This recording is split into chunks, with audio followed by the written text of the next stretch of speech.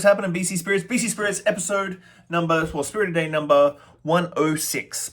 So, what we're tasting today? What are we tasting today, Sewell? We're tasting the Shelter Point Barrel of Sunshine. Now, a lot of people just call this Sunshine Liqueur, which I can understand, but if you look really closely, it says Barrel of Sunshine. And as you can see, the packaging is in a barrel. So if you listen to Jacob's podcast in January when we did the Whisky Festival, this actually came about from one of the family members in the distillery, and she was like, I really want to do this liqueur and base it on whiskey. Which very famous whiskey liqueurs out there? What do you got famous whiskey liqueurs out there? Drambuie is probably the most famous, but there's Irish ones. Irish Mist. Oh, Irish Mist. Irish Mist is just weird. But whiskey-based liqueurs are very, very well-known, very old, and very popular.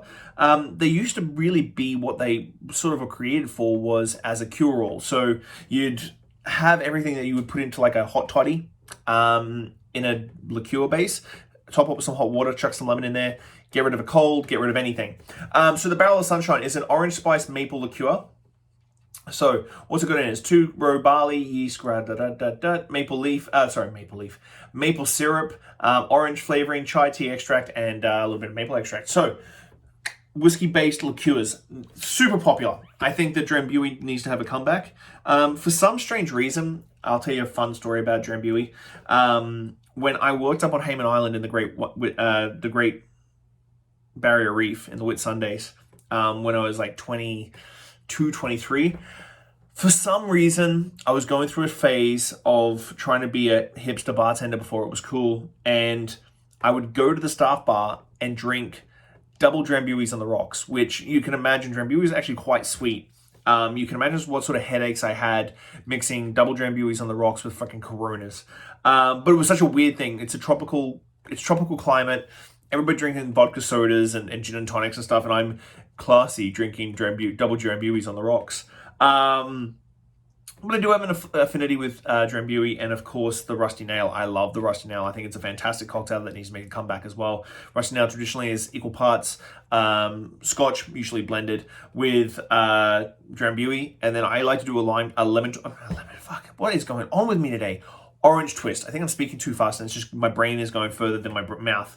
With a nice orange twist expressed over the top. I just like that little bit of orange kick. So let's kick it off.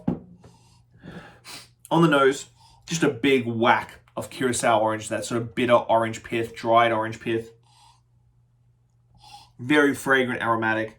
You get a little bit of maple in the back. You're definitely getting that chai spice. Chai spice sort of sits right behind the orange, gives you some depth.